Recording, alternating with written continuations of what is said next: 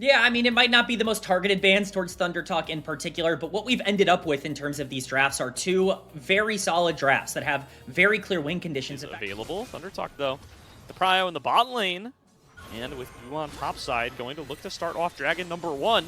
I think they're going to be able to finish this one before Guan can get over, but will they try to take a fight afterwards? Zhuo and Awesome coming in from the bottom side. A pinch from NIP on towards the ThunderTalk squad. They're going to engage onto Junhao, and he will be one shot. There's going to be the kill going over to Awesome. Advance forward from Care with the first of the resets, channeling Realm Warp. Everybody gets out except for Ryan. I think he clicked outside of the Realm Warp, but he will escape with the flash and the barrier nonetheless. And you are clicking in such a way where you're not going into the Realm Warp and are instead stepping out of it, it won't port you. That's a mechanic intentionally put in the game to stop you from griefing your teammates and solo queue with it. It is top domination right now for ThunderTalk, and I was going to point this out. As we can see, one grub is already gone. Guan was actually taking that before that play ever happened, so at most here, ThunderTalk with that pressure topside will be able to get 2 grubs, but 3 will be denied because of Guan's proactivity.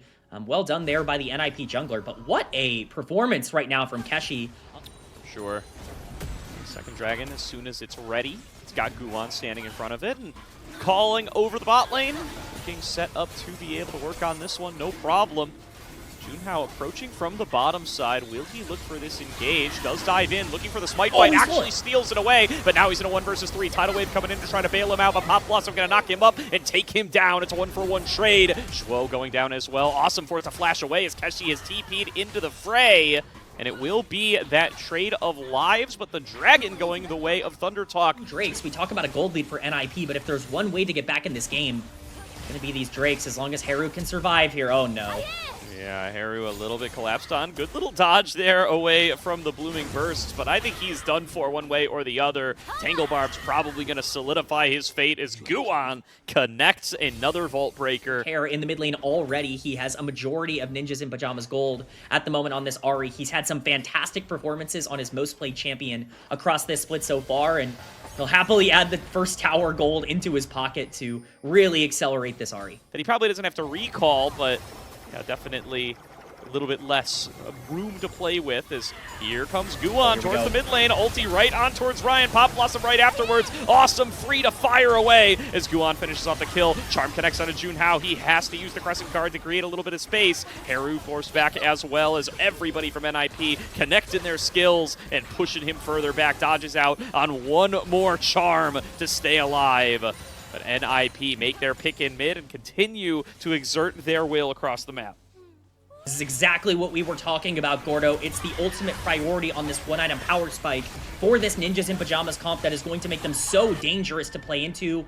Gets them that Rift Herald, which is going to open up the map a lot for a team comp that really doesn't want to be playing side lanes too much in the late game into something like Ryze. With that sort of lead, unfortunately, this is well-trodden ground for ThunderTalk as the lowest performing early game team in the league. They just need to be able to find a way to clean these up if they're going to try to find a way to compete in these games. And so far, they're just still under pressure. Ryan hunted down, chased to the dirt by Guan. Zhuo might really become a problem. Junhao might try to go in for the steal here, though.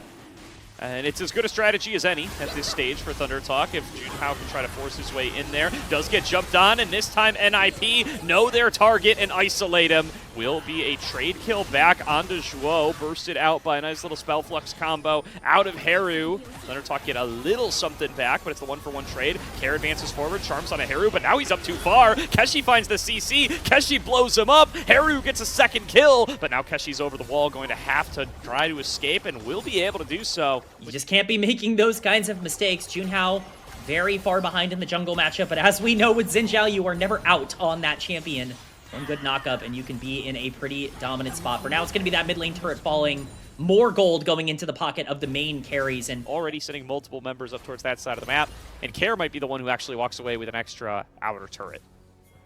Yeah, the split push Ahri has been very effective over the course of this game just due to the nature of these lane states. It's a lot of gold going into the pocket of Care, but all of the entrances covered by NIP. Awesome has to play a little bit safe in the mid lane as Keshi is coming down from the top side. Hoya going to be a little bit later to this one, as is Heru. Heru should have the Realm Warp, though. Be able to show up here on the flank. Already TP being channeled by Hoya. Here comes the Pop Blossom. Only really connects on a June now and is largely immune. Meanwhile, isolated away is Guwon. Ryan gets flashed on by Hoya, though, to make it a 1-for-1. It's jungler for carry. Pretty good for NIP thus far. But what about the rest of the fight? Heru's over the wall. Is going to push back Hair on his own. It's a flash for flash exchange. And an inside track onto the Dragon available for ThunderTalk here. Not too shabby for a team down 5k gold. That is a huge turn overall for ThunderTalk. Not only are you able to pick up the Dragon here, Hair's coming back. Put yourself on some point. No, they want to fight this. Yeah, Keshi going to get pushed back away, loses so much of his health before his team is ready to fight. Now here comes Care taking the portal back over onto the other side. They are going to be able to secure themselves Soul Point, though. Good stuff for ThunderTalk. Now, can they get all 4 members out? This is a victory for them. Towards this Dragon, NIP, or rather the Baron, take it down to about 10k HP. They do give up on the play here. It's a TP up from Keshi, a little far away from the rest of the team, but tanky enough that he just shrugs it all off with that teleport shield. Thank you very much, top lane Quest. As Junhao and Keshi now up in the front line, able to tank this all day long. They find the knockup on towards Guwon, dive into the backside, does find the knockup onto Ryan, but he's able to dash right back out. Guardian Angel popped here for Junhao. Keshi trying to buy time on the opposite side, going to get taken down by Hoya. And now it's a 5 versus 4. Care fishing with these charms. Once again, cannot connect them. Awesome steps forward to be able to slow him down with the laser. And Zhuo looking for a big Pop Blossom on the flank. Lockdown found on towards Care. Heru gets a little bit of a chunk damage. Start off on the Dragon right away. ThunderTalk staying all grouped up as 5. Have to be very cautious about the engage angles of Zhuo. Standing on the opposite side, Heru trying to mark him. Hoya coming in from behind. They're getting pinched from all angles. ThunderTalk likely going to have to pick a target and go in. It's going to be Guwon. They dive forward, but they're all grouped up. Pop Blossom connects out of the full squad. And down go the bot lane. Down goes the jungler. And IP secure the Dragon and win the fight. Fight these 5v5s with the comp that they had generated with no GA and flash onto Guwon. Well, it turns out if your Vi is caught, that means the rest of the team is up for grabs, we'll just say, to take, as we see This is quite a bit of damage to the red carpet. And now just pushed away our ThunderTalk. This is an inner turret falling down. NIP get another objective for themselves. Onto these turret plates. Down goes another one. Down goes another chunk of gold over to the NIP squad. And Keshi might be up too far. Caught up by the Tangle Barbs. Forced to flash back away. And they have to abandon the turret with that done. Yeah, it's a massive mistake from Keshi, and NIP are going to keep pushing. The Baron buff is gone. Vision from that control ward. ThunderTalk know exactly where the Rumble is looking to jump on them from, and know where the Equalizer is going to approach from. Going to try to maybe mark him and push him out, but Heru's stuck up towards the top side. He's kind of working on Zhuo right now, trying to prevent the Pop Blossom from coming in without too much effort, and does have access to the full combo to be able to get that Pop Blossom on towards the rest of the team. Dragon being buffered and ping-ponged back and forth between the two teams as it falls below 5k HP. Care taking that portal over to the other side. Heru going to find him, forces out the Spirit Rush. Here's Guwon on the engage. They layer on down the Pop Blossom. They layer on down the Equalizer, but it doesn't do that much. Ryan manages to stay alive. Dragon getting battled on, does get secured by Hoya, but what about Guwon on the opposite side? He's able to flash back towards the rest of his team as Heru falls down to the full NIP squad. Keshi and Ryan side by side, but low on health. Feather going to group with them as well. NIP do not want to let these fish go. They want to end the game right here and now with a successful fight, but their health bars are ticking away as well. They eventually decide catch and release is the way to play. Yep. Ryan would be the key to the game here, and Guwon's been gone for so long. ThunderTalk have no idea where he is. Now they do. Here he comes, right onto Ryan. Pop Blossom at the ready. Junhao locked down as well, and down go ThunderTalk. NIP with a quick 3-0 grab, going to look to close out game number 1, and they're going to have no problem doing so. An absolutely phenomenal flank from Ninjas in Pajamas, from Guwon, who has been exceptional throughout game number 1, will seal game 1's fate. A big win for Ninjas in Pajamas and one of their most dominant of the year. Well done, NIP. Some fights that they would wish were a little cleaner, but all the same, it is a game number 1 win. They can win. They do have a lot of angles of attack in these kind of skirmishy fights. They have a lot of different ways to get in and get onto the back line. It's going to be a tough job for Awesome and Care here. You know, has been an all-pro caliber player. He's had some fantastic statistics. Keshi doing a great job of going up against him. This is a big matchup for Hoya to survive. Feather, though, could be in danger. Oh no, Feather snagged by the deadly flourish and first blooded by Jace. But now Hoya looking to be the victim of a dive up the top side. Keshi going to lead the charge here. Junhao tanking up the turret, gets himself the first kill of the lane. Junhao escapes with his life, but Keshi stayed too long and Hoya beats him down. That's why we're considering him for All-Pro, baby. Expend your jungle resources top lane. Definitely at least a little positive to get a kill onto Gwen, but Guan is overstayed.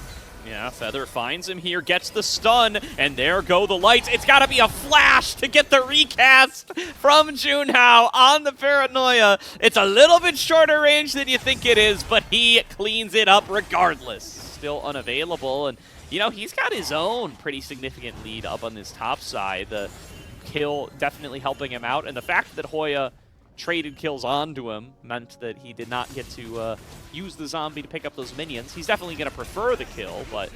I mean, this is an egregious lead on the top side, but it is going to be an objective for objective trade. Will be Dragon going over to NIP with that bot lane pressure that we've talked about, and of course top side pressure going in favor of ThunderTalk. It does look like it's going to be a bit of a split map situation here for both of these sides. Multiple members of NIP coming into collapse, though. They are all here, and Keshi is overextended. Oh, Keshi, that last dash forward, very regrettable, and there's no way he's getting out of this one with his life. Will be chased down, and Guan puts himself on the board. It's an engage towards mid, though. Nice block with the flash, stopping the shifting sands, but he still has Emperor's Divide, and Care will divide mid lane with it. Ryan did manage to finish off that Bloodthirster, so he's not too far behind in item value coming into this fight, but they do not have control over the river, and Guan already taking this dragon to about half should be all NIPs. Yeah, there's no way to fight this as ThunderTalk. As I outlined, you just have no resources available. It's not quite yet. It does mean that this top laner is going to be very low for the upcoming Rift Herald, although here comes a Paranoia in on towards Hoya. Keshi going to step forward. He wants this kill credit, and there's going to be an attempt at a 1 versus 2 from Haru. Nearly takes out Care, but Care is able to shifting sands his way to safety. You said it earlier, Rift Herald is on the map, and this will just be a trade. Bot lane tower is nowhere close to being taken down for Haru. On the other side, oh. Junhao. Well, you know, there are some positives on the map for ThunderTalk, but they are waning in terms of their relevance. As Haru continues to push on the bottom side, that is Rift Herald going over to NIP, and the gold is in the perfect pocket. Who did we highlight coming out of this draft that needed to step up and be important in the early game? It was Guan, the player of the game. The engage is a problem, but you might not even need to engage with this comp right now if you can control the area. Rift Herald going to be dropped in the mid lane, even more gold. Going to be going into the pockets of these main carries. Shelly, Ryan forced to flash away from the Tempered Fate. Now not going to have access to that tool. Still no opportunity to bullet time here quite yet. Feather looking for the engage, doesn't find it. Turret going to fall on down. Thanks to Shelly's contributions. Shockwave, Shock Blast, whatever shock item you prefer, does get himself on out of there.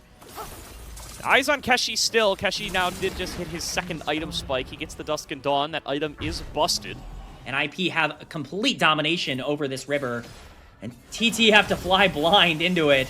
Oh, Ryan, gets hit by the Deadly Flourish. Does get a nice bullet time down before he falls, but Guan will claim his life. Haru TP's in. It is a 5 versus 4 NIP with the numbers advantage. But ThunderTalk just can't give this up for free. They have to show up at some point. Another Deadly Flourish connects. Curtain Call opened up. Feather forced to ulti, but Keshi gets over here to try to put some pressure onto Awesome. Here's the Paranoia into the backline. It's followed up with by Haru. There's going to be the Tempered Fate landing onto 3. Guan low on HP will be executed by Haru. Perfect execution comes across the team, but he's not able to find the damage to be able to finish off the fight, and Keshi was taken down by Awesome. NIP, a double kill to the Jhin, going to secure themselves soul point off of this fight win. It cost absolutely everything to take down the Jace. Unfortunately, there's just nothing left in the tank. Once you take down that jungler, the Nocturne ult is utilized, but there's just no damage. Haru is too far behind in, which I think is one of the main ways that NIP could actually get caught out, is if they don't have their tank available. But now, again, no Paranoia means that that teleport is free to fire off if a fight ends up breaking out. 30 seconds on this soul as they take down the mid lane tier 2. Abandoning top entirely. And Keshi's not up there to split push, so it actually does not matter. that they are doing that. Haru maybe could have done it as well. Instead, it's actually NIP pulling the trigger. Flash from Ryan to get away from the Tempered Fate. Paranoia into the back line. They are going to be able to find a knock-up as well. Damage coming through on towards Awesome, but they're not really going to be able to pressure his life total. Only taking him for about a third. It's only Feather and Junhao who are actually able to hit him at the end of the day. Keshi didn't find a way in. Haru didn't find a way in. Ryan doesn't have anywhere to hit. Feather's already dropped on down. There's no front line. Yep, but NIP are going to be in the area. They're pulling off. Oh, Gwen's Baron speed is the thing that ThunderTalk are going to bank their entire game on. No, they aren't. They back away. They did maybe 1k damage to it and thought, nah, we can't do this. Care, going to claim a solo Dragon Soul. Keshi was not really able to find a priority target in that fight either, and that's where all the gold is for ThunderTalk. Feather getting his back interrupted here, just adding insult to injury, but Baron's still on the map, and Infernal Soul inquired for this comp. Oh, Zhuo? Yep. Oh, Zhuo a little bit found. Haru on top of him, and Haru should be able to finish this off. Gets him through the Tempered Fate. And a quick solo kill found by Haru. Nicely done. Forced to flash, though, as Hoya is in his face. They're going to have to use the Unbreakable Will from Feather as well, who is 7 levels behind this top laner, by the way. That's 2026 things.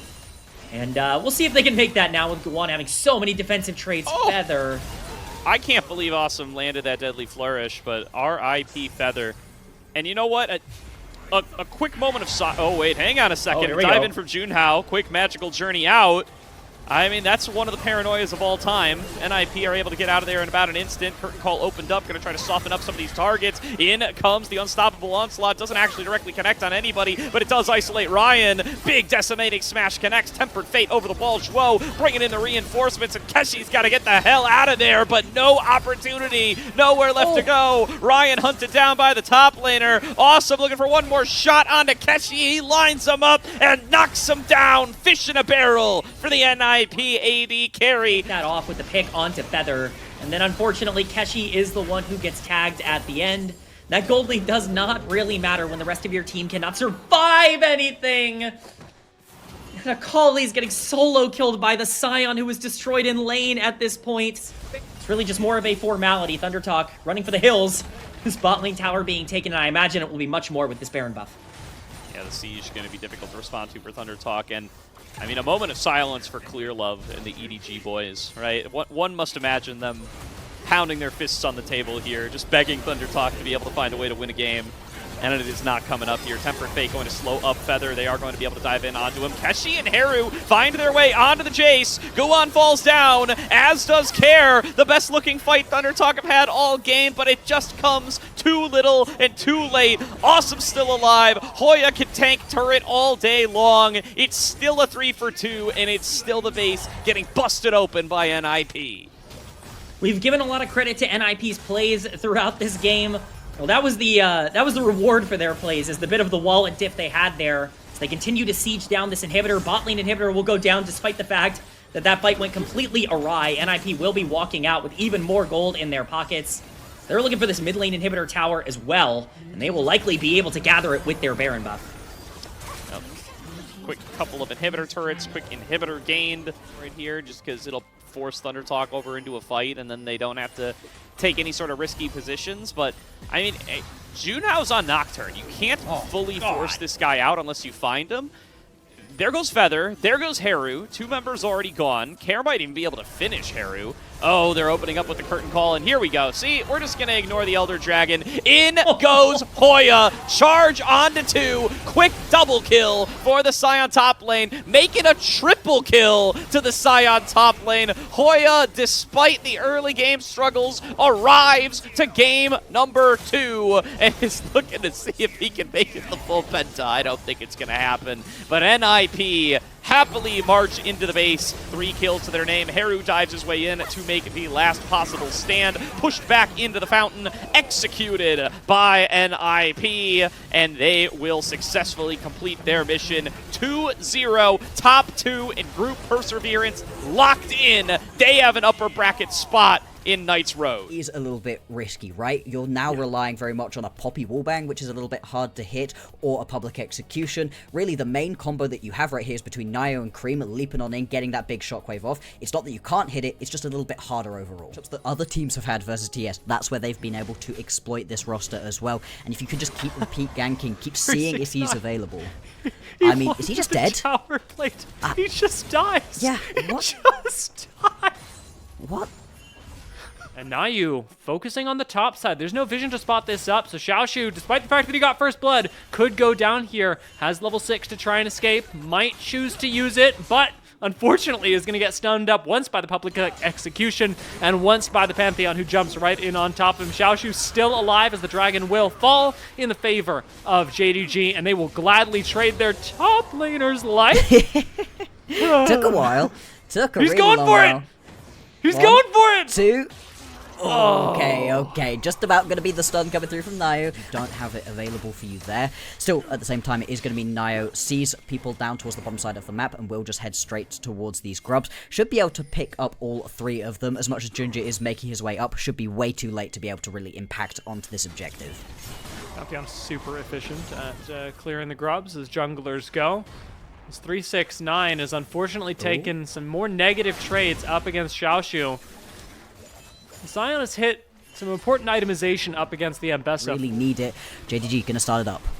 First item complete for Gala, not the case for Jackie. This is an ill-advised fight for top esports, but no. They are gonna yeet Junjia right out of there, and suddenly the smite difference is gonna make this a whole lot easier. Nayu can grab this one right now. Vampire is low. Gala will collect a kill, trade it out for his support, but with Cream unfortunately walking into the river, it will be another kill that goes the way of JDG. A 2-for-1 plus the dragon, and maybe a little bit more, as Junjia comes down to punish an overextended Nayu, who flashes away, will not get knocked up. 2-for-1, still in the favor of JDG, but again, dragon goes to top. Playing, unfortunately, at 15 minutes, yes, his team is slightly behind in gold. Not a good statistical bit of news for them. Dive towards the bot side, not awesome either. Cream is unfortunately not able to play League of Legends. No. No, he is not, and that is a little bit unfortunate. Of course, that does pull multiple members of JGG down towards the bottom side of the map. That is going to result in this Rift Herald. We'll see what the use of that can be. They're obviously already going to lose out. Very confident about the way that this game is going right now. Hongq got the Seekers as well, so he's got that extra level of survivability. A potential skirmish here. Junja definitely feels confident stepping up to Nayu with Gala as strong as he is. No stun going to connect onto the wall, and Gala even manages to dodge the Keeper's verdict. Now, no kills will go down, but a Rift Herald will be thrown out. First tower in the mid lane going to go the way of top esports. It's going to be a second Drake into the back pockets of JDG. Not a bad way for this to go for them, and perhaps starting to stack up resistance if they have access to future dragons. Mountain Soul will make Sion basically unkillable. Junja and Vampire, top esports, they don't even get a flash out of the opposing AD carry. Oh, and look what you lose for this mid lane, top lane. 369 is going to have to walk down towards that play. If he leaves a little bit earlier, maybe he's able to get there for the public execution and grabs a kill. Pretty close in the grand scheme of things. One good team fight out of top esports. One good isolation onto Gala could be it, but they've instead been isolated themselves. Jockey goes down in the mid lane, and it is disaster for top esports, who now have no way to contest the Baron, the vision around it, but more importantly, the dragon that's coming up in 2 minutes. Yeah, I mean, I don't know that you can go straight towards the Baron at this point. Instead, it may just be a collapse right here onto 369. He's stuck around to take himself a couple of turret plates. We have seen this already. Gets pushed back as well. This is just a buy time for the team to arrive. Emperor's Divide just makes the positioning out of 369 that much more difficult. Flash for flash. Up top side, 369 incredibly mobile, but Junja does land that little bit of CC as Nayu comes in really late, but maybe with the help of Cream, with the help of a shockwave, could turn this around. They answer one back. Hongq is now alone, flashes away, but cannot get out from Feng Yue. It is a double kill for Cream, and top esports show up right in time. And this is just a really odd set of plays right here from JDG. They go push towards the top side of the map, and when I said, this is just an Emperor's Divide to buy time for the team, I expected a couple more members to be coming along. I think you'd expect that you would bring a few more over. Gala especially decides to just stay mid, keep pushing through the waves, and that leaves you of top esports. They can start this whenever they want, and they're going to start it up now. JDG still have 5 members standing. Feng Yue has to play frontline for the team. Ooh, I mean, you could just step up as Xiaoshu. Nayu gets bumped right out of the pit by Headbutt, but Zhaki free firing in the backline, actually doing very well with 369, flanking and publicly executing Gala. Top esports turn the fight around at the Dragon Pit. Pick up, perhaps not the Dragon, but 3 kills on JDG? That's pretty good. And they can turn back around and go straight on towards this Baron. I mean, it is going to be a little bit of a risky take. Wait, no. Honkyu's decided to just push bot lane. He doesn't want to go and compete for this one at all. And that may well have been the throw out of JDG. Yes, they get themselves the Drake. Yes, they are on soul point. Kaisa can do. Top esports have their pick of the litter. I mean, he's pretty slippery right there. Just about going to be able to get on away. And what we saw in this previous team fight is what's going to bear out for the rest of these team fights. Which of the ADCs is allowed to sit and hit? If Jashi is allowed to sit and do his damage, well then these should be win team fights for TES, but... Public's execution. Right onto Junjia, now stunned into the wall, but cannot be damaged from far away. Feng Yue ejects 3 members of JDG, and no more public execution though means that Gala should be all the safer, but he takes a big chunk of damage out of Cream, who is now feeling much more comfortable in the Orianna with 2 items completed. Zhaki, not even damage, huge flank out of 369, unspotted as of yet. He's gonna look for access on Gala. Vampire playing Peel for his AD carry. If Vampire finds 369, that can snap this engage in half. There we go. Dragon half HP, and out goes the Alistair. 369 looks for Gala, forces a flash out of him, which is big. Still zoning out the AD carry. Junjia in the front lines with a whole lot of crescent guarding going on as well. JDG take almost no damage, but Gala commits for Nayu and gets instantly deleted by Cream. It is a huge amount of damage coming out of the Orianna, and JDG, with just 2 members left, will give up their last, and it is an ace for top esports on the Dragon to follow. They're going to get themselves another one of the Dragons, and you can now establish control across the board as well. 30 seconds until the Baron is going to be spawning. I'm not sure they can instantly start this one back up, but a teleport, but a base, and back out onto the map is going to look great. Out the jungler, but you know that all of your opponents are stood in the bush. This is exactly what we've been highlighting as, oh boy. Cut back to live, just continues being a good news story for top esports. Zhaki, Thanos snaps Hongq. If he's got another fully completed item, if he does, maybe there's a chance to turn things around. Yes, he is going to be able to grab that mortal, so at least you've got that little bit of extra damage on specifically to Gala. No other member of JDG has had the honor of wasting Cream's shockwave so far. Another big shield out of Nayu just completely negates any retaliation that JDG might have. What a shockwave connecting onto 4 members, and a Scion rockets for Xiaoshu. Expires before the train even reaches its end. Public execution right on top of Hongq, leaves the Zero at 1 HP, and it's 369 and Nayu all over the backline of JDG, with Junjia the last standing and the last to fall. It'll be a double kill picked up by Nayu, and a win in game 1 picked up by top esports against JDG.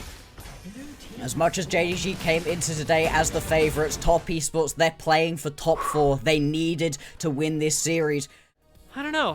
You're right. This does round out the composition. Yes, it's tanky. Yes, it's nice for top esports, and it's probably not the focus, but from a drafting perspective, I think we could have done a little better.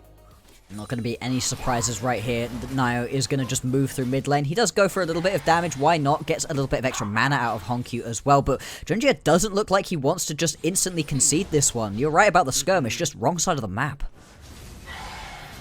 But odd to see Junjia stepping up so far for this, but it is a 2v2, and fear is going to land. Junjia flashes over the wall onto Nayu and ends up picking up first blood for his mid laner as the poison from Hongq ticks away. This early game has played out so far. Classic mid laners sticking around with low health, low mana, and Nayu really wants to answer back. Cream flashes away, but Hongq will be finished off. A little bit too greedy, even with his early lead on Cassio. Nayu heading into the top lane at the moment. An early Drake stacking could be really impactful here for JDG. You've got yourself a composition that wants to be playing aggressive early on, has a good scaling into the late game, so having the Drake stacking in your favor, allowing you to control the tempo of the game going forwards, will be really good for them if they can keep it up, obviously. Just going to be the first Drake for the moment. Grab one before Top Esports move up for the subsequent two. They have the numbers advantage here, and as we said, the level advantage. I think they still do want to fight for this one, potentially. You've got multiple members roaming along, although you are going to have the Cassante joining that bit quicker. We can see how quickly that matchup turns as well. It's been gold leads all the way across the board for JDG up until that very same moment. Paranoia, however, immediately unleashed onto the bot side, will be interrupted by the level 6 from Feng Yue, but that does not stop his AD carry from going down. Very, very lit up for TES. They've got themselves quite a few deep wards. JDG going to try to spot a couple of those out, push a few of those away, and without too many teleports from the top side, you're not so worried about going for this play. It is going to be contested, though. You do have Nayo running his way down. Cream as well has got himself... Sorry, just used the ulti to get back to the lane, actually, so isn't going to be able to teleport himself in from here. Joshua's teleport, 369 does not. Engage happens with Vampire on the bot side, and unfortunately, Miasma costs Feng Yue most of his HP. Cream walks into the river, but is unable to stop the dragon from going down. Huge ultimate from Cassiopeia. Hongq almost deleting the jungler entirely, but Junxia commits into the backside and immediately is going to be answered back. It is 1-for-1 with a dragon going to JDG. Cream trying to play backline, but Boomerang Blade almost finishes off Feng Yue, 1 HP and will go down to Gala, but Cream answers back with the help of Jiaqi, taking down Hongq. Gala's running for the hills, does not have a whole lot of cooldowns left and no spell shield left to save him. Top Esports, they may lose the dragon, but they are collecting members of JDG one by one. Oh, just so much extra movement speed if you want that side of things. Now, TES, they've got themselves control over this Herald pit, but at the same time, with Paranoia up and available, you can always get in as Junxia. Shoes on the other foot this time. 369 does have teleport to join the fight should he wish to. Top Esports won the 4v4 last time, now equalizing the numbers once again. Xiaoshu's got a pretty impressive flank right now, but out go the lights and inside the pit. Unfortunately, Junxia does not get the better end of that trade, loses the Rift Herald and loses his life as he tries to dive onto the backline, while JDG's backline have to run away, turn tail from the Ryze ultimate. Realm Warp really turning that fight even further in the favor of Top Esports. So the pick potential is the big thing. Team fight's much trickier, and so far he just hasn't been able to find it. I'm gonna check something. So I don't have the win-loss results memorized as much as I'd love to leave everybody to believe that I do. I wonder how often he wins on Nocturne, because the ultimates that we've seen out of Junxia so far have not been indicating a great level of coordination out of JDG with this champion. Even right now, moving up towards the top side, he may be able to collect one. 369 extremely low, and Junxia will actually find another kill. No Paranoia used, however, they will lose Dragon for it. This season, he has been 50-50, 1 win, 1 loss on this Nocturne, and he has shown once again right here, on the picks he's really good, and in the team fights just hasn't been able to make it work anywhere near as well. Still, it looks like it should actually still be this top lane tower going down as that first brick, even through the Rift Herald. Yeah, is gonna go down, and that's really nice right here from JDG. That extra influx of gold, 400 gold for that first tower. Very tough. This is one of the best things about having the Sivir, even during the earlier stages of the game where the Sivir isn't dealing as much damage to the opposing champions. The wave clear is still going to be massive. Still, with as many people moving onto the mid lane as there were, Cream is going to be able to grab this tower on the top side of the map, and that does expand this gold lead out to about 1.5k for TES. It's not as much as you would really want at this point in the game. You'd prefer to be up by about 3,000 to really feel secure. It is still a good job. We've been talking about how TES have struggled with early gold leads, and they've managed to establish one here. 5 seconds left on that. Yeah, and I mean, he can just keep on pulling that one through, looking, fishing, seeing if you can find yourself that potential pick, and if you ever do manage to land it onto one of those key members, just about going to be able to get away with his spell shield intact. That could be big going on forwards, as we have a look towards the Drake, and it's already going to be gone. JDG do spot that. They know there's nothing they can do about it now. Unfortunately, it's their job to disengage. Nothing else to be gotten in this fight. Which would be a massive boon to a champion like the K'Sante, who could just use that all the way through. They're even able to step up right here and take this mid lane tower, expanding their gold lead out 2.5, being very aggressive right now. He's right on the brink of completing that third item, and oh, Vampire, oh no! No! There goes the Chains of Corruption, and there goes a Vampire. Steps one moment too close to TES. Jockey will collect the second kill, but 369 just wanted to turn this into more. No jungler available right here for JDG, and this may well be them throwing the game away. Only the damage carry still available, and they can step up, but this Baron should just be gone. Equalizer to try steal it, doesn't manage. Your votes and your reasoning as well, because there are a lot of arguments for a lot of ADCs. Galich, the most recent one in the conversation. In goes another team fight, and out goes another Chains of Corruption, stopping Junja in his tracks. Jiachi playing these team fights with incredible spacing. That is a huge petrifying gaze that does a huge amount of nothing into a losing team fight. JDG managed to step away with their lives, but that's not what they came in looking for. No, and that's going to be 4 flashes now off of the board, 3 of them just blown in that one play, and with these Baron-empowered cannon minions wrecking these towers, TES, they are knocking on the door of the base right now. And looking for their series win. A win here, like we said, keeps the hopes alive for TES of making it into the knockout stage. They will need a little bit more luck, but for right now, fate is being taken into their own hands, or especially into 369's, as he zones everybody off of the inhibitor and stays above half health while doing it. K'Sante moment for him, and perhaps a winning moment for Top Esports as they look for another fight. Out goes the hook, connecting with 369, the tankiest member of Top, as Jockey gets time alone with Xiao Shu, and ultimately actually ends up being taken down by the Paranoia. Big turnaround by JDG. They've still got both Nexus towers up. Another petrifying gaze goes out. Hong Q gets flashed on, and TES, they want to finish this game right now. Cream still alive, hitting the last Nexus tower, and Junjia does not have the damage to deal with it. Popped into the GA while his support goes down, while Junjia emerges into a nightmare for JDG. It will be Top Esports that take game 2 and take the series. These were some of the best highlights from today's matchup. Which moment was your favorite? Let me know in the comment section below. This is OP, and I'll see you tomorrow. Take care.